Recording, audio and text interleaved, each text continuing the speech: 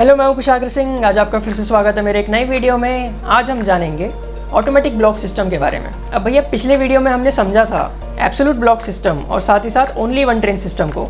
और जैसा कि मैंने आपको कहा था कि ऑटोमेटिक ब्लॉक सिस्टम हम अगले वीडियो में समझेंगे, तो आज मैं वही वीडियो लेके आ गया। तो इसमें सिर्फ ऑटोमेटिक ब्लॉक सिस्टम ही नहीं, हम ऑटोमेटिक सिग्नलिंग को भी समझेंगे बहुत अच्छी तरीके से। तो अब जो एब्सोल्यूट ब्लॉक सिस्टम है, उसमें आपने समझा था कि उसमें जो मेन रोल होता है वो होता है कंट्रोलर का और साथ ही साथ स्टेशन मास्टर का।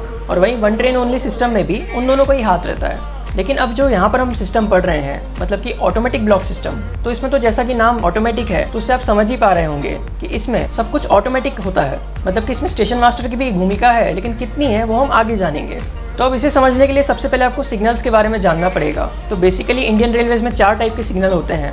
पहला है ग्रीन, फिर येलो, डबल येलो और साथ ही साथ रेड। तो रेड का मतलब तो आप जानते हैं कि स्टॉप डेड होता है, मतलब उसके आगे नहीं जाना है। येलो का मतलब होता है कॉशन, मतलब कि ये चेतावनी है।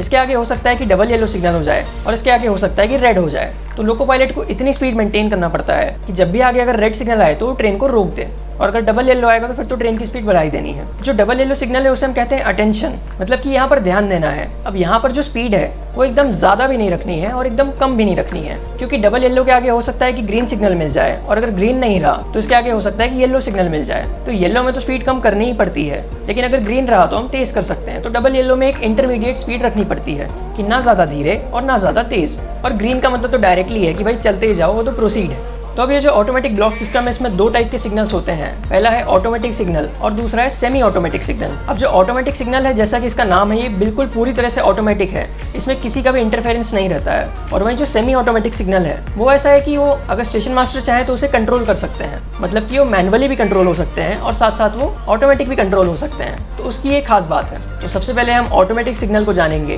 तो ऑटोमेटिक सिग्नल को पहचानने का तरीका है कि उस सिग्नल में व्हाइट कलर की गोल चक्री रहती है, जिसमें कि ब्लैक कलर से ए मार्कर लिखा रहता है। मतलब कि इसमें व्हाइट कलर का गोल आकार होगा जिसमें कि ब्लैक कलर में ए लिखा होगा।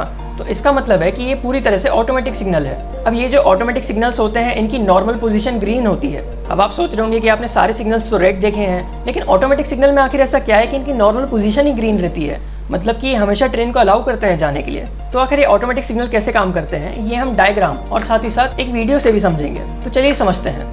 तो अब आप यहाँ पर देख सकते हैं कि जैसे ये ट्रेन का इंजन पार करेगा अपने पहले सिग्नल को, तो वो सिग्नल तुरंत ही रेड हो जाता है।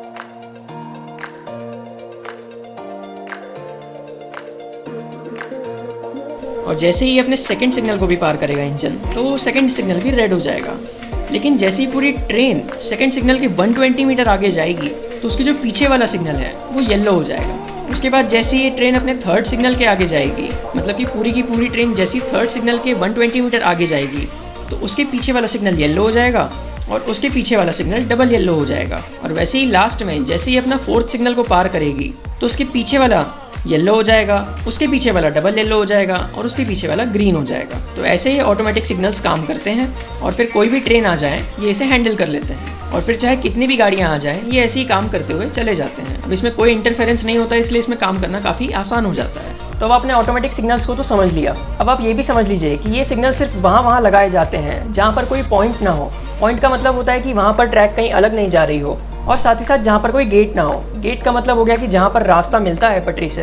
तो बेसिकली अगर कहें तो स्टेशंस और साथ ही साथ जो गेट सिग्नल है, इन्हें हम सेमी ऑटोमेटिक बनाते हैं। बाकी जितना भी पोर्शन बीच का बचता है, जो कि बिल्कुल स्ट्रेट लाइन है, वहाँ पर पूरा का पूरा ऑटोमेटिक सिग्नलिंग होती है। अब ऑटोमेटिक सिग्नल में एक नोट करने वाली बात यह है कि मान लीजिए सिग्नल अगर रेड है तो ट्रेन वहाँ पर तो रुक जाएगी, लेकिन लोको पायलट वहाँ पर 1 मिनट से ज़्यादा नहीं रोक सकता है। मतलब कि दिन में लोको पायलट वहाँ पर सिर्फ 1 मिनट रुकेगा और फिर उसके बाद 15 की स्पीड से धीरे धीरे आगे बढ़ेगा। मतलब कि यहाँ पर जो रेड सिग्नल है, इसे आप तोड़ सकते हैं। तो ऑटोमेटिक का यही नियम सबसे ज़्यादा खास है, क्योंकि नॉर्मल जो सिग्नल्स होते हैं उनमें अगर आप रेड सिग्नल को तोड़ेंगे तो लोको पायलट को सीधा नौकरी से निकाल देते हैं, जिसके नियम बहुत ज़्यादा कड़े हैं रेलवे में। लेकिन वहीं अगर हम ऑटोमेटिक सिग्नल्स की बात करें तो इसमें रेड सिग्नल को आप आराम से तोड़ सकते हैं। आपको वहाँ पर सिर्फ 1 ही मिनट रुकना है, और अगर रात रहे तो फिर आपको 2 मिनट रुकना है, और अगर सिग्नल ग्रीन नहीं होता है तो फिर आप धीरे धीरे आगे बढ़ जाइए।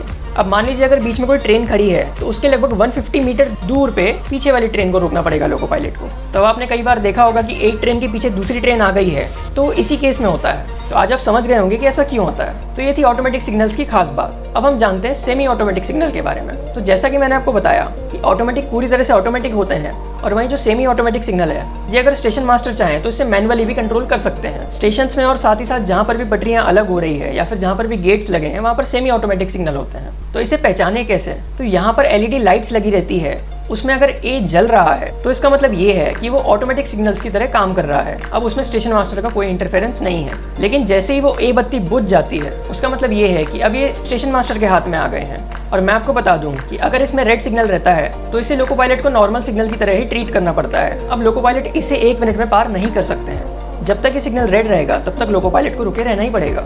और मान लीजिए अगर ए जल रहा है तब तो फिर ये ऑटोमेटिक की तरह ट्रीट करते हैं, मतलब कि फिर आप आगे जा सकते हैं अपने मन से। तो यहाँ पर आप सेमी ऑटोमेटिक सिग्नल को भी समझ गए होंगे। अब ये जो पूरा ऑटोमेटिक ब्लॉक सिस्टम होता है तो इसमें क्या होता है कि जो पूरे ट्रैक्स हैं उसमें लगातार ट्रैक सर्किट और साथ ही साथ एक्सेल काउंटर लगाए जाते हैं। अब जो पहले के सिस्टम थे मैंने उसमें आपको बताया था कि उसमें सिर्फ स्टेशन में लगाए जाते हैं, मतलब कि ये हर स्टेशन में ही लगे रहते हैं, जिस कारण से 2 स्टेशन के बीच में सिर्फ एक ही गाड़ी जा सकती है। लेकिन इसे हर सिग्नल में लगाया जाता है जिससे कि ये जो ऑटोमेटिक सिग्नल है अपने आप काम कर पाते हैं। तो ऑटोमेटिक सिग्नल के लग जाने से वहाँ के कंट्रोलर और साथ ही साथ स्टेशन मास्टर की जिम्मेदारी थोड़ी कम हो जाती है, उनको थोड़ा आराम मिल जाता है।